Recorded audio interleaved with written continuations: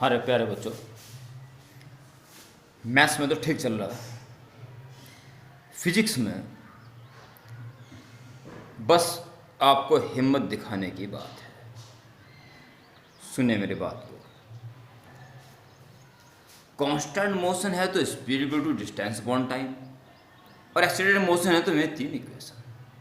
जब मैंने कहा इसके अलावा कुछ होना ही नहीं है, तब तो आपको चैलेंज मिल चुका। हर क्वेश्चन को आप पढ़ के उसका डायग्राम बनाएं और क्वेश्चन को फुल अंडरस्टैंडिंग में लाएं, यकीनन होगा।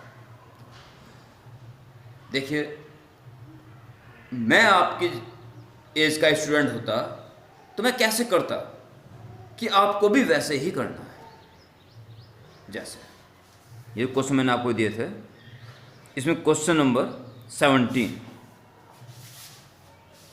यहाँ से दिख रहा होगा, हाँ थोड़ा नीचे आएगा। क्वेश्चन नंबर 17 बोल रहा है, between two stations a train accelerates uniformly at first, then moves with constant speed and finally retards uniformly between two stations. ये पाथ बना दीजिए, पहला स्टेशन, फाइनल दूसरा स्टेशन। कुछ समय तक एक्सीलरेट हुई, स्पीड बढ़ती चली गई, अभी कुछ समय तक कांस्टेंट स्पीड चली, बढ़ती चली गई स्पीड, अभी उसी स्पीड अभी ब्रेक, और यहां जाके रुक। क्वेश्चन को समझ लो पूरा बस, और टूल्स वही है, स्पीड डिस्टेंस अपॉन टाइम या में 3 इक्वेशन। इससे ज्यादा तो है ही नहीं कुछ भी। सबसे बड़ा पॉजिटिव पॉइंट यही है आपके लिए।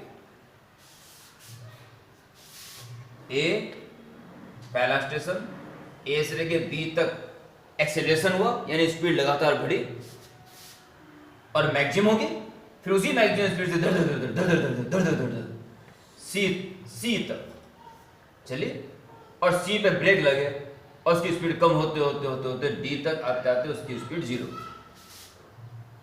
यहां से चलनी शुरू, इनिशियल स्पीड 0। अब पढ़ते रहे क्वेश्चन और अंडरस्टैंडिंग में लगता है, ये है इंपॉर्टेंट। आपकी पढ़ाई ये है कि कौन सा फॉर्म लगाएं, क्या करें, आंसर आ जाएगा, और यार आंसर तो ये लगा के देख लेते हैं, ये तो बकवास हो रहा है। बहुत फर्क पड़ेगा इस वीडियो को देख के। आपके अंदर 4 गुना एनर्जी हो जानी चाहिए क्वेश्चंस को सॉल्व करने की, और इसी कारण मैं वक्त भी दे रहा हूं। ये जो समस्याएं आपके पास आ रही हैं, मुझे पता है ये समस्याएं आ रही हैं, और इनसे गुजरना ही पड़ेगा, चाहे आज गुजरो चाहे 6 महीने बाद गुजरो। इसको तो पार करना ही पड़ेगा। अगर अभी पार कर लोगे तो आने वाला टाइम गोल्डन टाइम होगा आपके लिए।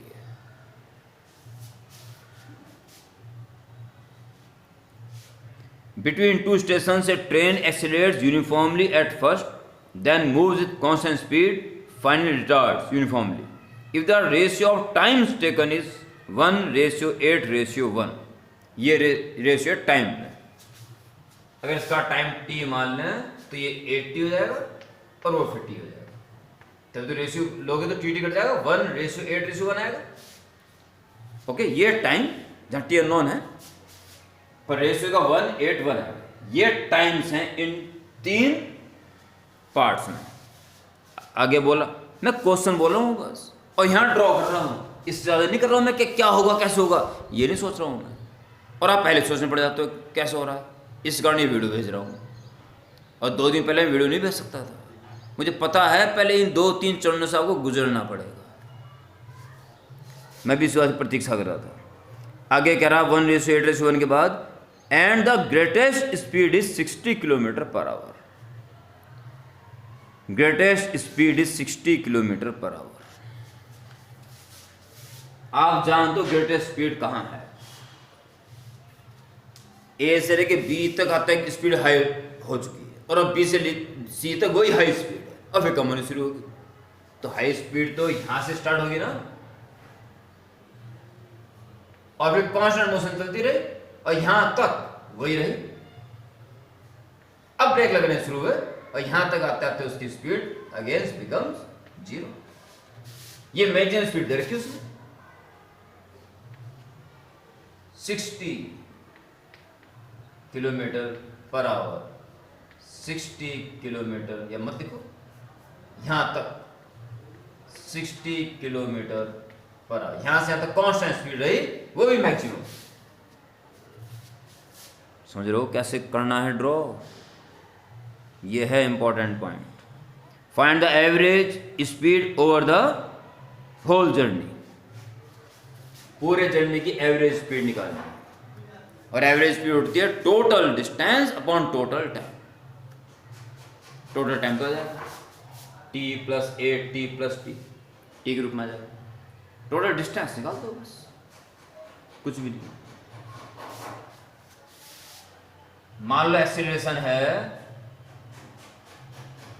a और रिटार्डेशन a डैश, मान लो कुछ ही मान लो। फॉर मोशन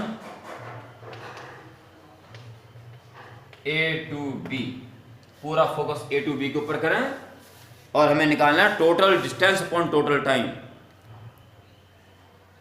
टाइम का हिंट उसने दे रखा है, बस हमें टोटल डिस्टेंस निकालना है। इंडिविजुअल तीनों डिस्टेंस निकाल दो, जोड़ के टोटल डिस्टेंस आ जाएगी।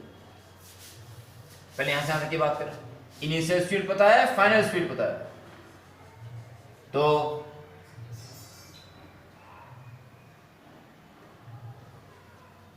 v is equal to u plus 8। Final speed कितनी होगी किलोमीटर पर आवर में अंदर 60। इनिशियल पूरा फोकस यही रहेगा, बस बाकी ना सोचें। 0 प्लस a और टाइम यहां से यहां तक t, ठीक है। इसलिए a t की वैल्यू क्या आ गई 60।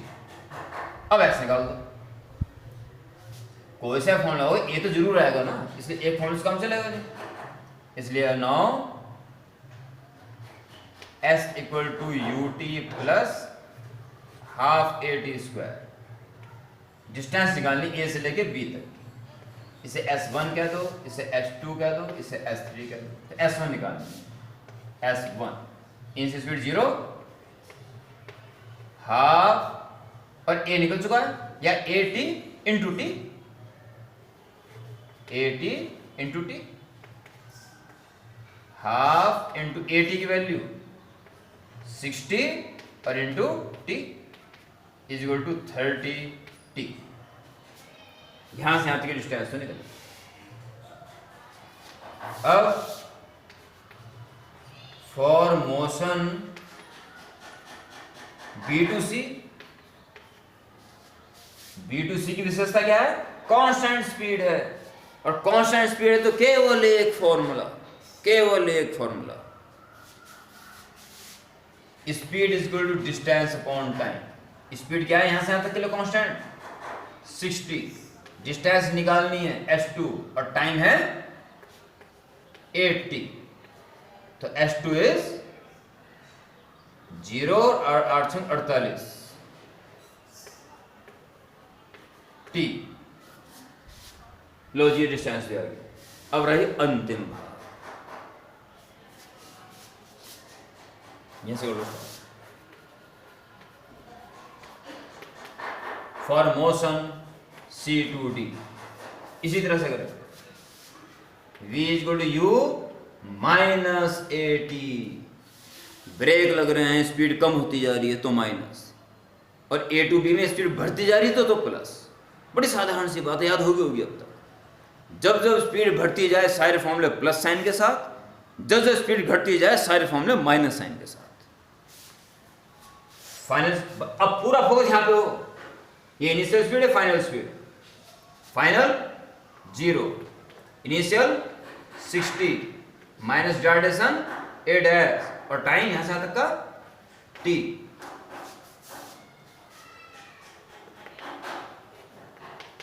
a dash t is equal to 60, और अब s equal to ut minus half at square, यानी कि at into t, at square हो गया।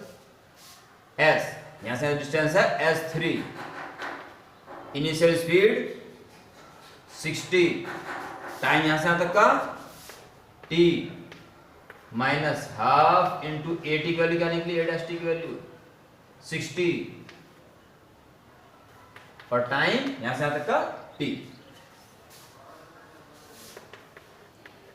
60t minus 30t is equal to 30। लो ये तीनों डिस्टेंस निकल गई, जोड़ दो तो total distance upon total time हो या कम। So find the average speed. So average speed v is equal total distance s1 plus s2 plus s3, total distance upon total time. यहां से यहां तक का टाइम है t, यहां से यहां तक का 8t और वहां से यहां तक का t। s1 की वैल्यू 30t दिख रही है, 30t प्लस s2 की 480t plus s3 is also 30t divided by 8 9 10t is equal to 60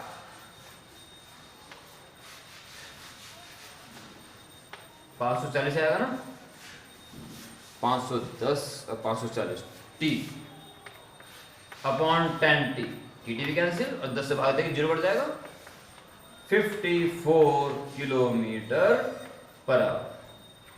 ये इसकी एवरेज स्पीड है। ओके, क्वेश्चन मैंने इसलिए बताया क्या क्वेश्चन देके सोचें हम कैसे शुरू करें, और एक ही बात है क्वेश्चन को पूरा डायग्राम में कन्वर्ट कर दो कि अब हमें देख के पता चल रहा है वो क्या क्या कह रहा है और क्या पूछ रहा है। इतना कर लोगे तो आगे बढ़ने के रास्ते मिलेंगे। ओके, और जब ये वीडियो बनी गई है तो एक छोटा सा कॉन्सेप्ट और इसके अंत में सीख लें, बड़ा इंपॉर्टेंट है।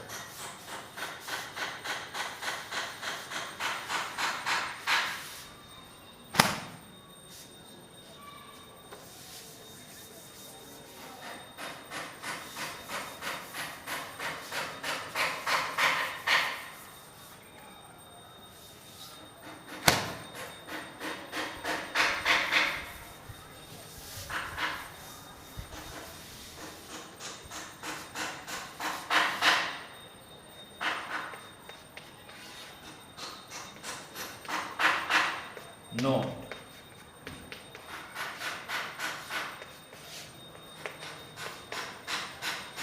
Distance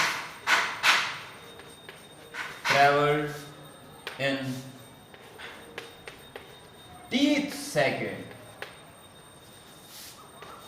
as t is good. Not distance traveled in t second, not tth second, not teeth. Teeth. Okay, जैसे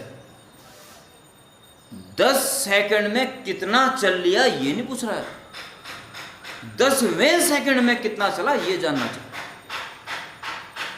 यानी कि जब पूरे 9 सेकंड पूरे हो चुके हैं तो 10वां शुरू हो गया और 1 सेकंड तक 10वां सेकंड रहेगा, उसके बाद 11वां शुरू हो गया। तो इस 1 सेकंड में कितना चला, जो 9 सेकंड के बाद का अगला सेकंड आया 10वां second. Okay, u plus half a 2t minus 1। आंधी तूफान चल गया, और फिजिक्स की जब पढ़ाई होती है तो आंधी तूफान तो चलते ही है।